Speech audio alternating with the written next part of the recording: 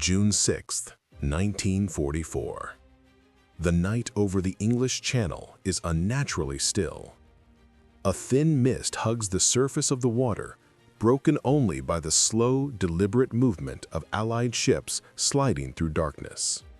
No lights burn on their decks, no voices rise. Only the low hum of engines and the faint creak of steel interrupt the silence. Inside the command rooms of American and British vessels, green radar screens glow like quiet moons. Pale lines sweep in endless circles. Blips appear, faint at first, then steady. Coastlines, obstacles, enemy positions. Everything that cannot be seen outside is suddenly visible within. Across the water, along the fortified coast of Nazi-occupied France, German sentries stare into blackness. Their eyes search for movement that never comes. Their ears strain for sound that does not announce itself. To them, the sea looks empty, peaceful, unchanged. They do not yet understand that the invasion has already begun, not on the beaches, but inside silent machines that see without eyes and hear without sound. And it is this unseen advantage, quietly spinning in darkened rooms, that now reshapes the fate of an entire continent. By early 1944, the Second World War had reached a dangerous imbalance for Germany.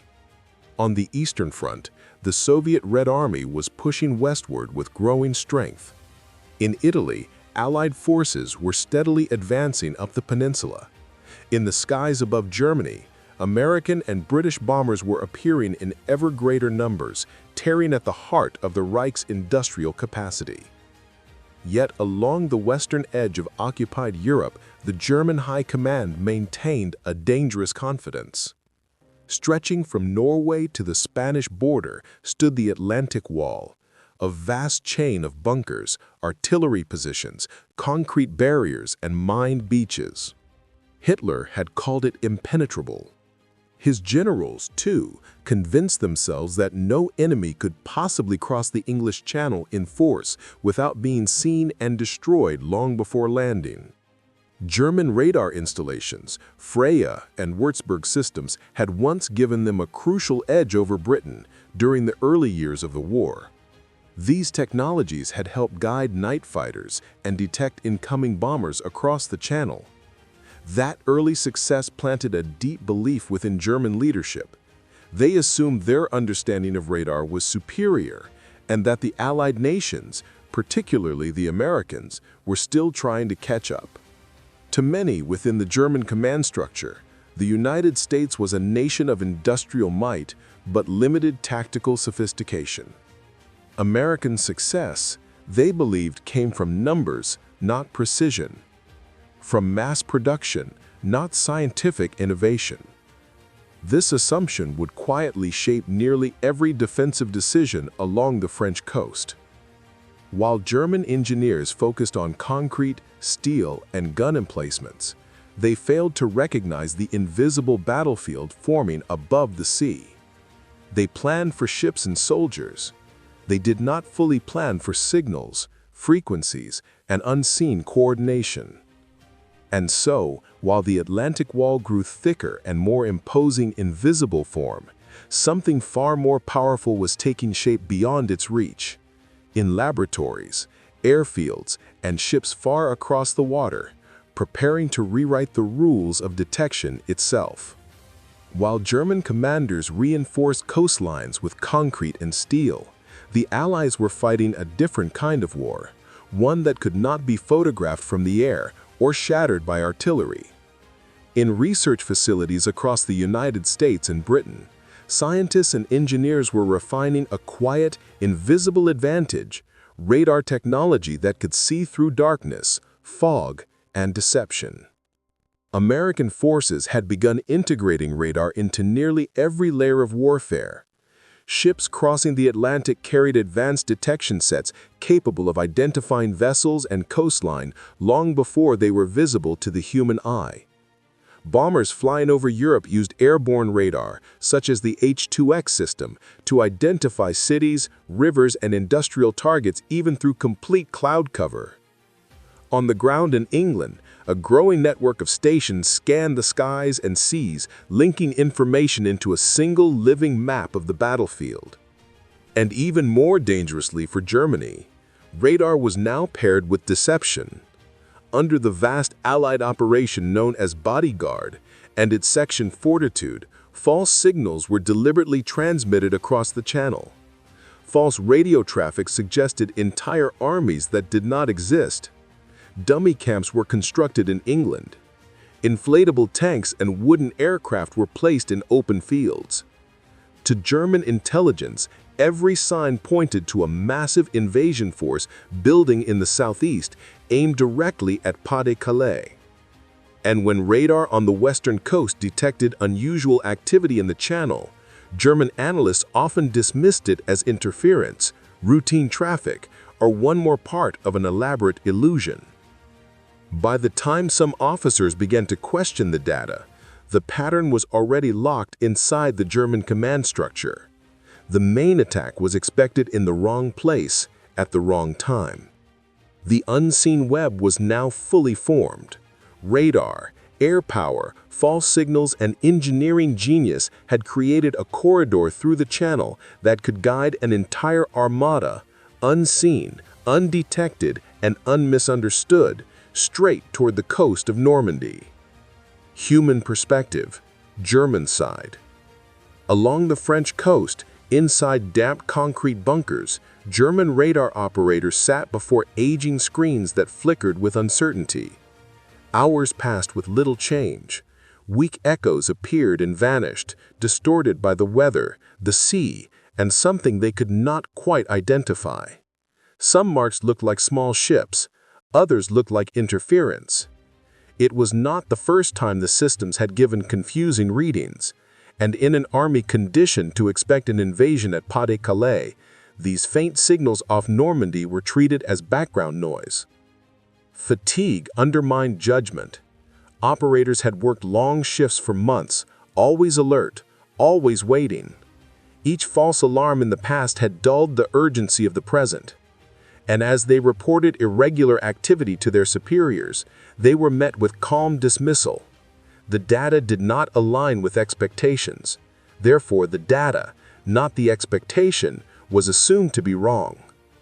Their world remained locked into visible threats: ships, troops, planes. No one could see the invisible map slowly forming above and around them. Technological perspective, American side. Across the channel, the American advantage lay not in any single machine, but in connection. Shipborne radar guided fleets through the dark. Airborne systems fed pilots precise information while cloud and fog hid the surface below. Mobile units, transported for the invasion, would soon be placed on French soil to maintain that same all-seeing network. This was not merely early warning. It was coordination. Every blip on a screen spoke to another screen somewhere else. Every signal strengthened a wider picture. Commanders no longer operated in fragments. They operated within a living, breathing system, one built quietly over years. As the night deepened on June 5th, that system grew sharper, clearer, more confident.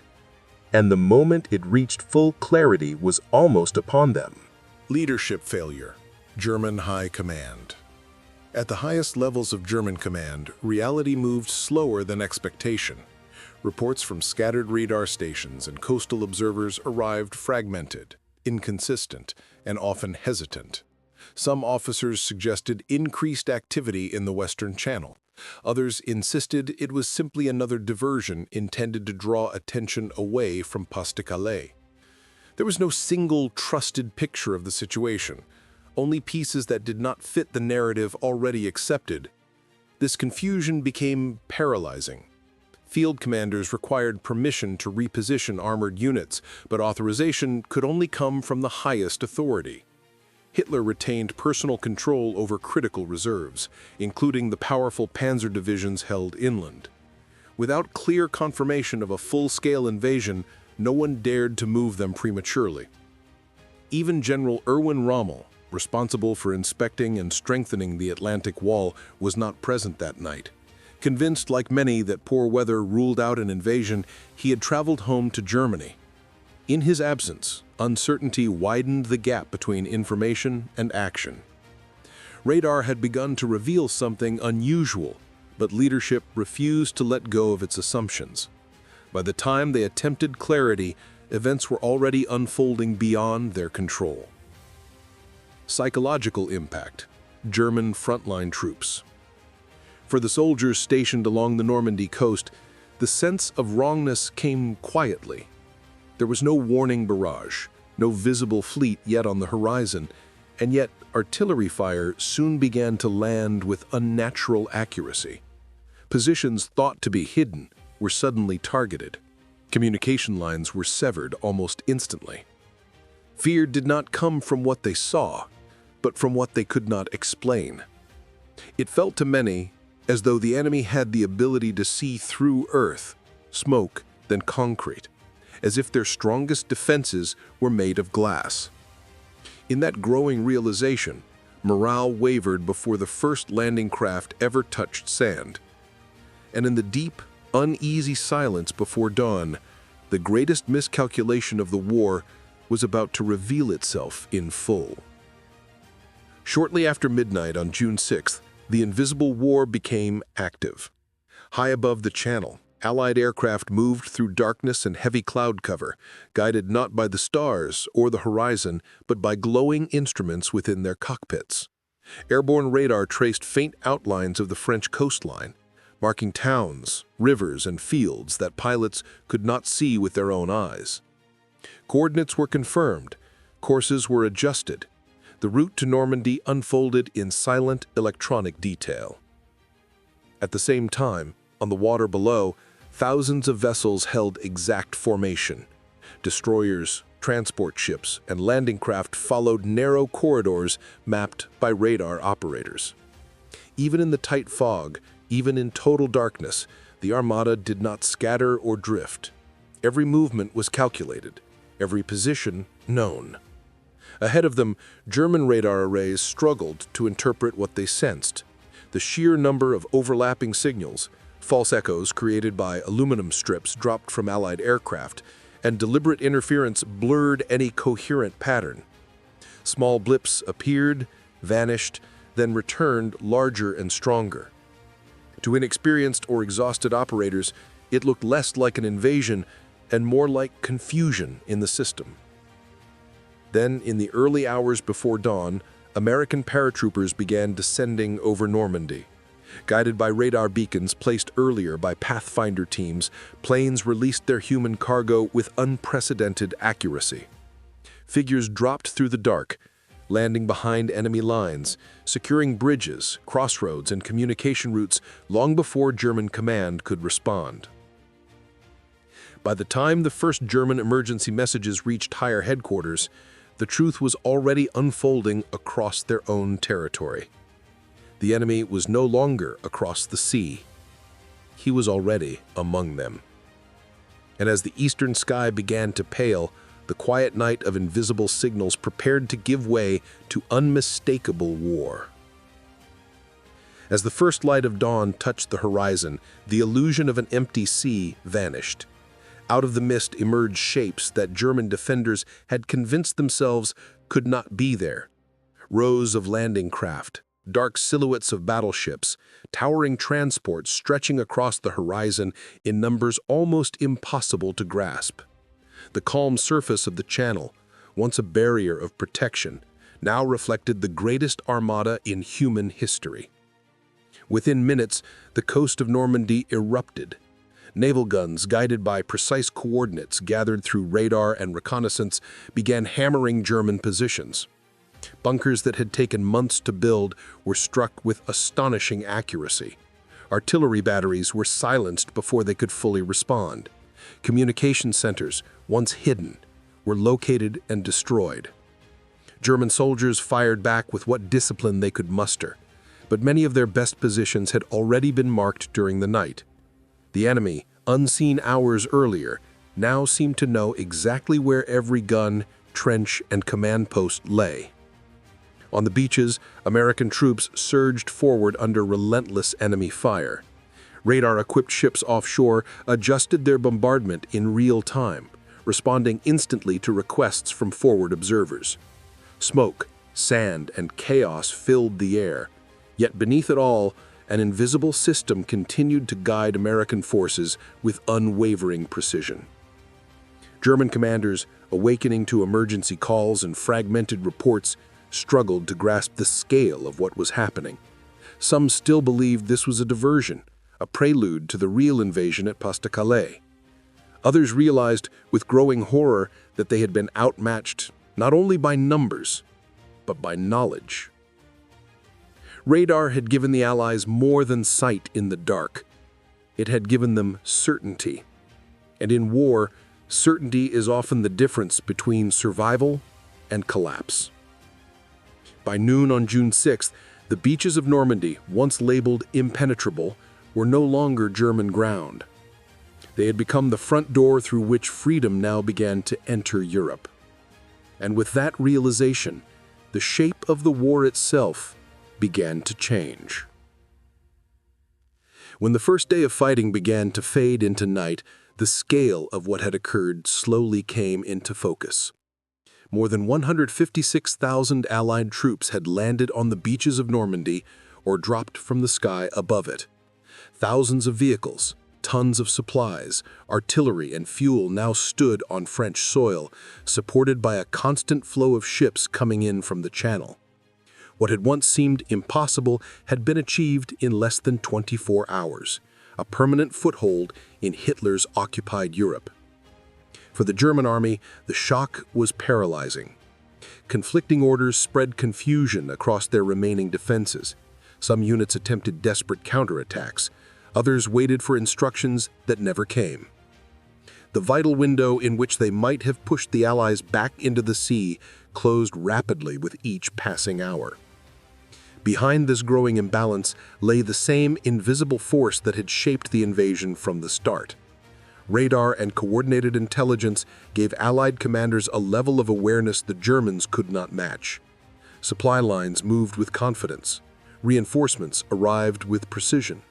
Air cover, guided by electronic navigation, struck German movements before they could fully organize.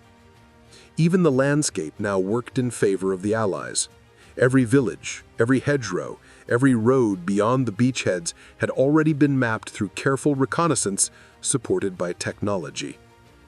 The Atlantic Wall, once described as an unbreakable shield, now stood fractured, not because it lacked strength, but because it had been built to fight an enemy the Germans could see, not one that could see them first. And as night fell on Normandy on June 6th, one truth became unavoidably clear. Something far greater than a single battle had been lost. In the days that followed, the pattern only deepened. German forces attempted to regroup inland, but their movements were constantly exposed. Columns traveling under cover of darkness were detected by Allied radar and air reconnaissance. Rail yards, bridges, and convoys became predictable targets. Every effort to restore order was met with a response that already seemed to be waiting. For American troops on the ground, the technology that had guided them across the sea now worked to protect their fragile positions. Radar-equipped ships offshore continued to provide controlled fire support. Incoming German aircraft were intercepted with precision before they could strike in force. The sky itself had become an extension of American defense. Within weeks, Normandy had transformed into a vast operational base. Airstrips spread across liberated fields. Communication networks linked every advancing unit with command centers across the Channel. Supplies poured in without interruption, powering an advance that would soon break beyond the hedgerows and toward Paris. The psychological impact on German forces was as devastating as the physical losses. Confidence in leadership waned. Faith in technology, once a source of pride, now felt obsolete. They were fighting an enemy whose knowledge of the battlefield seemed impossibly complete. And in that realization, In the months before D-Day, German commanders believed they understood the English Channel. For years, they had watched it, mapped it, fortified it, and predicted its movements. To them, it was a barrier of water, a shield that would expose any invasion force long before it touched French soil. What they did not understand was that the Channel had already been conquered by invisible waves moving faster than any ship, any aircraft, any army. While German radar stations along the French coast scanned the horizon, the Allies were conducting a silent war above and beyond their sight. American radar technology had evolved into something the German command never imagined possible. It was not simply detection, it was deception, coordination, and domination of the unseen battlefield. False signals were transmitted to confuse German operators. Entire phantom fleets appeared on their screens, heading toward the wrong locations. At the same time, Allied radar mapped every sandbar, every current, every shoreline structure of Normandy with devastating accuracy. Storms that would have once delayed an invasion now became a perfect curtain, because American systems could see clearly through what German eyes saw only as chaos. German commanders trusted their experience. They trusted their maps. They trusted old data. They trusted that technology had limits. That trust became their greatest weakness. In underground command rooms, reports began to contradict each other. One radar station showed nothing. Another showed everything. Officers argued over which signal was real. In that confusion, time was lost. And on a battlefield, time is everything. By the moment the first alarm sounded along the Atlantic Wall, the invasion had already begun. Not on the beaches, but in the air, and in the electromagnetic spectrum Germany never learned how to own. They had built concrete defenses against soldiers. They had never prepared for a war fought by signals. And that is where their defeat truly started.